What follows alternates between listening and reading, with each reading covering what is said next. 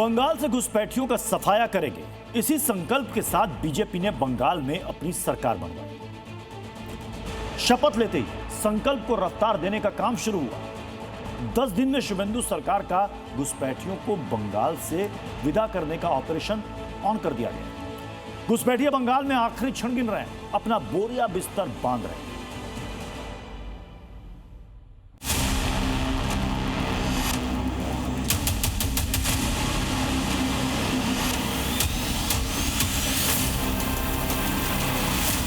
वाला आदमी नहीं हूं, झुकने वाला आदमी नहीं हूं, डराने का काम करने का कोई जरूरत नहीं है। देश को सुरक्षित रखने का काम भारतीय जनता पार्टी का ही सरकार करेगा। अभी तो टाइम आ गया है बंधु डिपोर्ट करने का। पश्चिम बंगाल में शुभेंदु अधिकारी ने अपनी सरकार के गठन के 240 घंटे पूरे होते ही एक बार फिर अवैध घुसपैठियों को बड़ी टेंशन दे दी है। बंगाल के अधिकारी का कमिटमेंट सुनकर घुसपैठियों की नींद उड़नी तय है। भाजपा ने जो कमिटमेंट दिया वो पूरा करने का काम भाजपा का चीफ मिनिस्टर करेगा। शुभेंदु अधिकारी के इसी दृढ़ संकल्प का नतीजा है ऑपरेशन ट्रिपल डी का जिक्र शुभेंदु अधिकारी ने खुद अपनी जुबान से किया है। ये बता दिया है कि बिन बुलाए मेहमान बनकर बंगाल में बैठे घुसपैठियों के लिए अपना बैग पैक करने का वक्त आ गया है,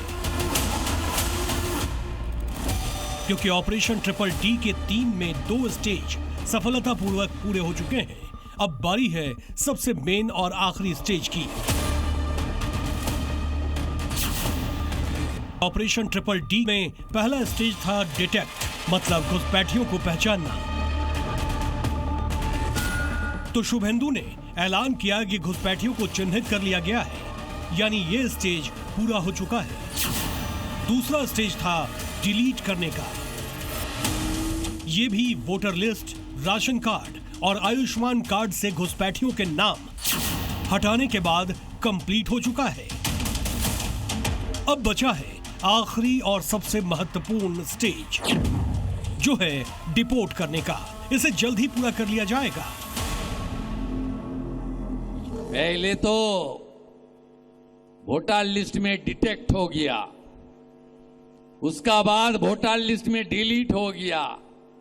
अभी तो टाइम आ गया है बंधु डिपोर्ट करने का। जिन घुसपैठियों को दीदी अपने फायदे के लिए बीते 15 सालों से संरक्षण दे रही थी, वही घुसपैठिए बंगाल को अलविदा कहेंगे। सरकार पे आने के बाद राज्य के मुख्यमंत्री शुभेंदु अधिकारी ने अपना इरादा स्पष्ट किया कि कैसे घुसपैठियों को बाहर वो निकालेंगे। घुसपैठियों को डिपोर्ट करने के लिए पश्चिम बंगाल में कई जगहों पर डिटेंशन सेंटर बन सकते हैं। अभी तक ममता बनर्जी खुलेआम कहती थीं वो बंगाल में डिटेंशन सेंटर किसी भी कीमत पर बनने नहीं देंगी, लेकिन अब दादा घुसपैठियों पर कोई ममता नहीं करने वाले। बहुत संभव है कि ये डिटेंशन सेंटर उन जिलों में तैयार किए जाएं जहां घुसपैठियों की संख्या ज्यादा है, जैसे उत्तर 24 परगना, मुर्शिदाबाद, मालदा, नादिया। ये वो संवेदनशील जिले हैं जो बांग्लादेश सीमा से लगे हैं। यहाँ कई हिस्सों में नदी है या बिना फेंसिंग के बॉर्डर है, जिससे घुसपैठ आसान हो जाती है। अनुप्रवेशकारी और रोहिंग्या हम लोग रहने नहीं देंगे, घुसने भी नहीं देंगे। डिटेक्ट, डिलीट एंड डिपोर्ट, ये जरूर होगा।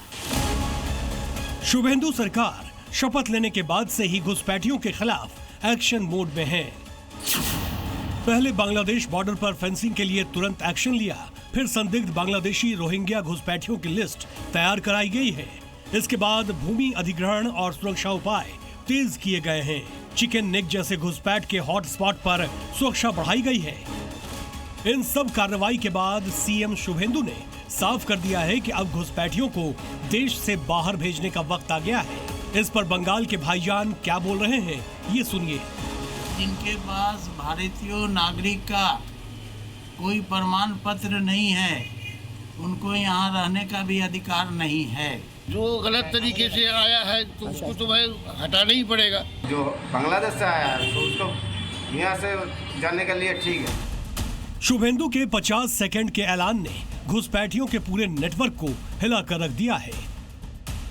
अधिकारी के कड़े तेवरों ने बता दिया है कि घुसपैठियों की बंगाल से विदाई की उल्टी गिनती शुरू हो गई है।